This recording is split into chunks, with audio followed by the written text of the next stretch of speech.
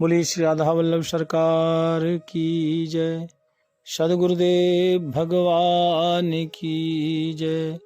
ना गुरुरधिकं तत्त्वं ना गुरुरधिकं तपः ना गुरुरधिकं ज्ञानं तस्मै श्री गुरुवे नमः। प्यारे भक्तों, आप सभी नित्य नई चर्चा, भगवत चर्चा श्रवण कर रहे हैं। प्यारे भक्तों, आप सभी ने श्रवण किया माँ कुंती जो जीवन में जिन्होंने कोई कामना नहीं रखी भक्तों, क्योंकि भक्ति वही श्रेष्ठ है जिसमें कोई कामना ना हो। संत कहते हैं ना कि निष्काम हो के मैं दिन रात गाऊं, हे नाथ नारायण वासुदेव। कोई कामना जिस जीवन में नहीं है ना, वही भक्ति श्रेष्ठ है। क्योंकि कामना यदि आ गई तो फिर भक्ति फलीभूत नहीं होती है। प्यारे भक्तों, माता कुंती सेवा, सदाचार, तप, त्याग, धैर्य, धर्म, प्रेम, प्रण की प्रतिमूर्ति है। और प्यारे भक्तों, पांडवों की जननी है। जहां सेवा है, सदाचार है, तप है, त्याग है, धैर्य है, धर्म है, प्रेम, प्रण है और दूसरों के प्रति प्रतिमूर्ति है, वही पांडवों की मां हो सकती है भक्तों। और जीवन में देखो, ये इतने सारे कार्य माता कुंती ने किए, सेवा, सदाचार, तप, त्याग, धैर्य, धर्म, प्रेम, प्रण, प्रेम मूर्ति। और आजकल तो इन सब में से एक भी बंदा कर लेना तो जीवन का कल्याण हो जाएगा। सेवा, सदाचार, तप, त्याग, धैर्य, धर्म। आप जरा विचार करो, इसमें से कौन सा लक्षण हमारे अंदर है? एक जो 8 माता कुंती के अंदर सद्विचार थे या सेवा भाव था, ये 8 में से कोई एक हमारे अंदर है? विचार करो जरा।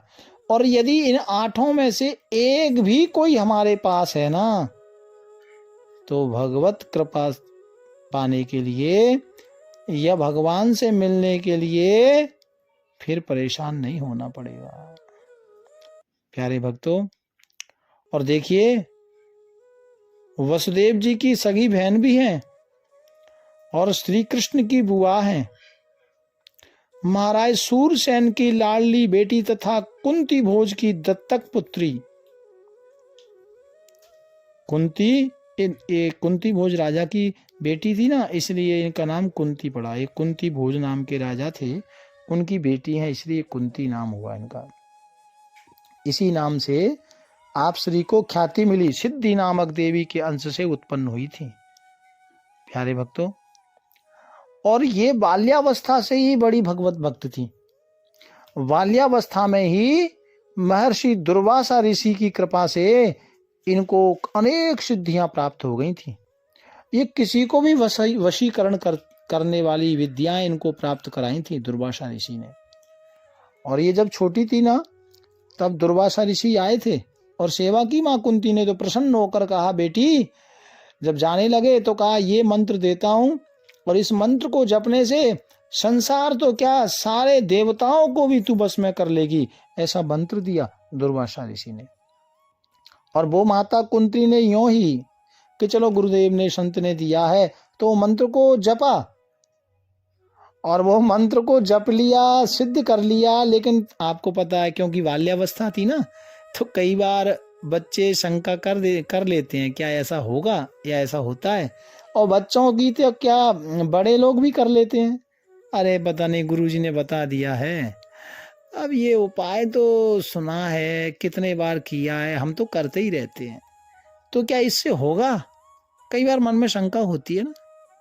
तो माता कुंती को भी शंका हो गई थी, गुरुजी ने बता तो दिया और ये मैंने कर भी लिया, तो क्या इससे वाकई देवता प्रसन्न होंगे या मेरे वश में हो जाएंगे? तो इसलिए वो मंत्र दीक्षा जो थी ना दुर्वासा ऋषि की, वो मंत्र की परीक्षा करने के लिए भगवान सूर्य नारायण का आह्वान किया। माता कुंती ने सोचा इसको ट्राई करती हूँ, ये मंत्र में कितनी पावर है। लेकिन भगवान सूर्य नारायण प्रकट हो गए और अपने अब जब प्रकट हुए, कृपा की, तो अपनी स्वेच्छा से ही अपने अंश पुत्र होने का वरदान दे दिया। माता कुंती को प्रसन्न जब सामने आए तो कहा कि आपने मुझे बुलाया है और मुझे आह्वान किया है, तो मैं आशीर्वाद देता हूं कि मेरा ही स्वरूप तुम्हारे यहाँ बालक बन के आएगा। तो वही बालक जो शूरपुत्र थे ना, वो कर्ण थे, कर्ण उत्पन्न हुए थे। लेकिन विवाह नहीं हुआ था, वो तो ऐसे ही ट्राई किया था ना। विवाह से पहले ही गुरु मंत्र को परीक्षा लेनी चाहिए, तो वो उसमें कर्ण उत्पन्न हुए, कर्ण पैदा हुए। तो लोक लज्जा के कारण उस पुत्र को माता कुंती ने गंगा में बहा दिया था। भक्तों, प्यारे प्रभु प्रेमियों, मांगति विपति, और इधर वो तो विवाह दिया गंगा जी में ऐसे, क्योंकि उसको बहा दिया लोक लज्जा के हित को देखते हुए। लेकिन इधर आगे जब ये 5 पुत्र हुए और युधिष्ठिर जी का अभिषेक होने के बाद में, क्योंकि आपको पता है ये विषय बहुत बड़ा है और किस तरह से पांडवों ने वनवास किया, उसमें तो सारी महाभारत की कथा आती है। लेकिन प्यारे भक्तों, क्योंकि कुंती माँ का चरित्र अपन श्रवण कर रहे हैं, तो माता कुंती का भगवान के प्रति प्रेम, जिस बात पर ध्यान देना है। और जब युधिष्ठिर जी का अभिषेक हो जाने के बाद में भगवान श्री कृष्ण द्वारका जाने के लिए तैयारी कर रहे थे ना, जब पांडवों का युद्ध हुआ ना, तो उसमें विजय हुई, और विजय हुई तो भगवान द्वारका जाने लगे कि भाई अब तुम्हारा काम हो गया, मुझे विदा दो, तुम राजा बन गए। तो जब जाने लगे तो सबने भगवान की स्तुति की और सबने कुछ ना कुछ भगवान से आशीर्वाद मांगा। लेकिन भक्तों, माता कुंती ने भी एक अनोखी स्तुति की। और माता कुंती ने क्या स्तुति की? ठाकुर जी ने कहा कि वैसे तो आप मेरी बुआ जी हैं, मांगो क्या चाहिए आपको। तो माता कुंती ने तो कमाल ही कर दिया। माता कुंती ने कहा, ठाकुर जी आप मुझे देना चाहते हो तो विपतः सन्तु न शश्वत् तत्र तत्र जगद्गुरो भवतो दर्शनम यस्यात् पुनर्भव दर्शनम। हे जगत गुरु, हे जगत पिता, मैं आपसे चाहती हूं कि मेरे जीवन में सर्वदा पद पद पल पल विपत्तियां ही आती रहे। भगवान ने देखा, आश्चर्यचकित हो गए, बुआ जी ये क्या मांग रही हो? अभी विपत्तियों से पेट भरा नहीं, विपत्ति क्यों?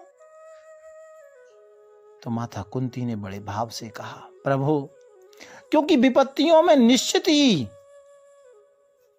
आपका नाम मुख से निकलता है, और जो भक्त होता है तो विपत्ति में जब नाम आपका लेता है तो ठाकुर दर्शन भी आपका हुआ करता है, आपका दर्शन भी मिल जाता है।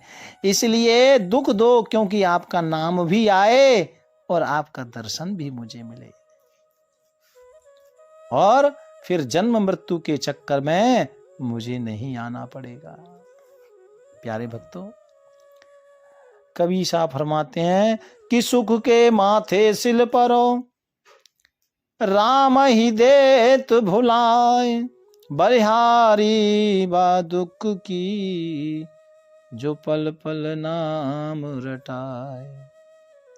भगवान का विस्मरण होना ही सबसे बड़ी विपत्ति है, और भगवान की याद बना रहना ये सबसे बड़ी संपत्ति है। क्योंकि कह हनुमंत विपत प्रभु सोई, और जब तब सुमिरन भजन न होई। भगवान का भजन न होना, भगवान की याद न होना, ये सबसे बड़ी विपत्ति है भक्तों।